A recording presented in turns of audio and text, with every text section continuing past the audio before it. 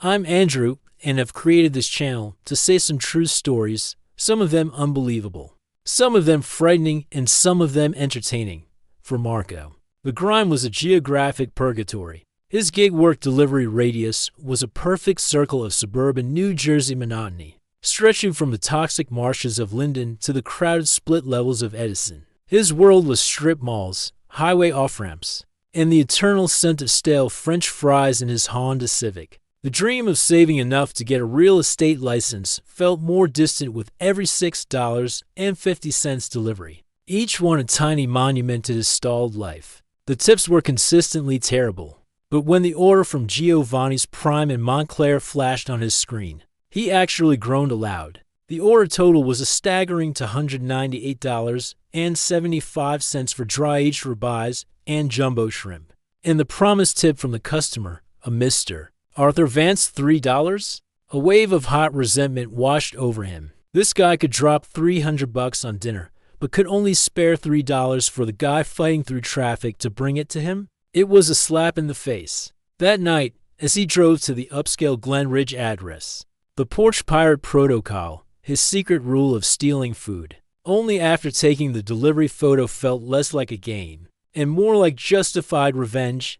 He executed the plan with cold precision. He placed the heavy, aromatic bag on the elegant welcome mat, took a perfectly clear photo that included the house number, and sent the delivered notification. He counted slowly in his head. 1,000 to 1,000. At 10, the door remained shut. With a grim sense of satisfaction, he snatched the bag back and drove off into the night, the warmth of the expensive food feeling like a small victory against a world that valued his time at just $3. For a week, he heard nothing.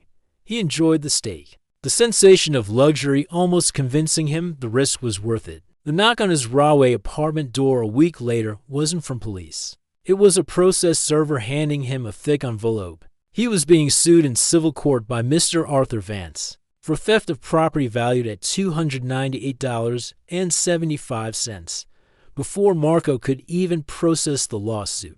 The Glen Ridge police officers arrived and placed him under arrest. At the station, the detective was blunt. Mr. Vance is a litigation attorney. He was on a business trip. His doorbell camera has a 180-degree view and crystal clear audio. We have the whole ballet. The place, the photo, the 10-second wait, and the grab. The public defender explained the grim reality. Theft over to $100 is a third-degree felony in New Jersey, an indictable offense. Because the victim is a lawyer, he's not just accepting a refund, he's making an example of you. In court, Mr. Vance was cold and methodical. He presented the video evidence without a hint of emotion. The meager $3 tip was never mentioned. It was irrelevant to the law. The plea deal was harsh, a felony conviction, 2 years of probation, and full restitution plus additional damages from the civil suit.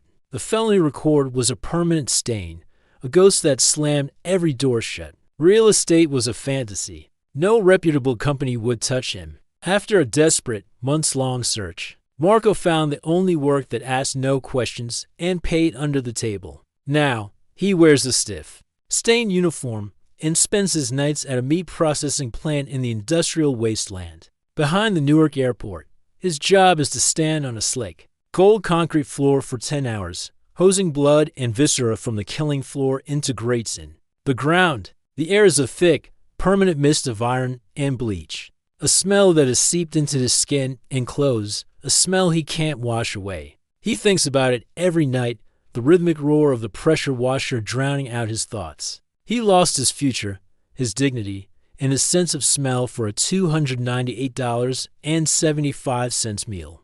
A decision fueled by anger over a $3 tip. The steak was gone in 10 minutes. The stench of the abattoir and the felony on his record would last a lifetime.